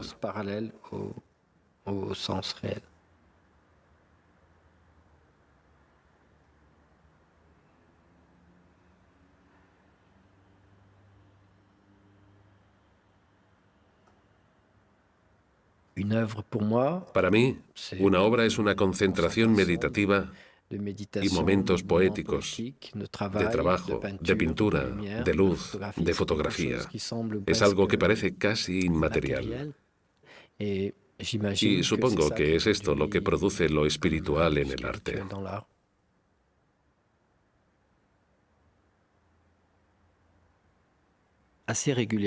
Bastante regularmente viajo al Nepal a caminar por las montañas. Me pregunté de qué manera podía introducir estos viajes, cómo podía introducir estas caminatas en el paisaje, que son también como momentos de meditación y, por tanto, momentos poéticos bajo otra forma. Finalmente, por medio de los mapas topográficos, que son como una especie de representación abstracta de lo real o casi científica de la realidad, reproduje los paisajes en esos espacios de la siguiente manera. En lugar de utilizar el color, en lugar de utilizar trazos de tiza, utilizo las curvas de nivel, las indicaciones que están en el mapa, y reproduzco así los paisajes por los que he caminado.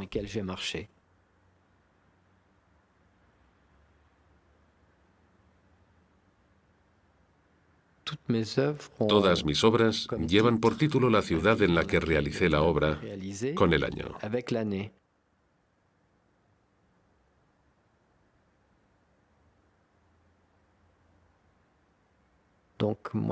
Mi problemática, por tanto, va cambiando. Se desplaza en función del país en el que trabajo. Finalmente, desde que empecé a trabajar como artista, empecé a viajar y me dije, bueno, llevaré una especie de vida errante en la que voy a ir marcando los puntos en los que estoy, intentando crear así como una red en torno al mundo, lugares en los que he estado y que me permiten, al fin y al cabo, apropiarme el no lugar.